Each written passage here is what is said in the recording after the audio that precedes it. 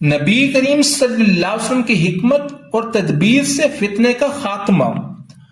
نبی کریم صلی اللہ علیہ وسلم ان کے قریب پہنچے تو انہوں نے آپ کی خدمت میں سارا ماجرا کہہ سنایا۔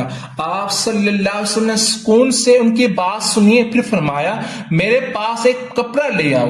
کپڑا لایا گیا تو آپ صلی اللہ علیہ وسلم نے اسے بچھایا اور اپنے دستے مبارک سے حجر اسود اٹھا کر اس کپڑے پر رکھ دیا، پھر فرمایا ہر قبیلے کا نمائندہ کپڑے کا ایک ایک کنارہ تھام لے، پھر سب مل کر اسے اٹھاؤ۔ بنو عبد مناف سے عتبہ بن ربیعہ نے، بنو اسد سے زمعہ بن اسود بن مطلب نے، بنو مخزوم سے ابو حذیفہ بن مغیرہ نے اور بنو سہم سے قیس بن عدی نے ایک ایک کنارہ پکڑ لیا، پھر وہ اسے اٹھا کر اس کی جگہ تک لے آئے۔ اب نبی کریم صلی اللہ علیہ وسلم نے حجر اسود کو اپنے دستے مبارک سے اٹھایا اور اس کی جگہ نصب کر دیا، پھر اس سے آگے کی تعمیر کا کام جاری ہوا۔ یہ واقعہ نبی کریم صلی اللہ علیہ وسلم کی فراست اور عظمت اور رفعت کی روشن دلیل ہے۔ اللہ تعالیٰ نے حجر اسود کو اس کی جگہ نصب کرنے کے لیے آپ صلی اللہ علیہ وسلم کے ذات بابرکت کا انتخاب فرمایا، کیونکہ اس عظیم کام میں سب سے زیادہ اہل آپ ہی تھے۔ یوں حجر اسود ایسے مقدس اور مبارک ہاتھوں سے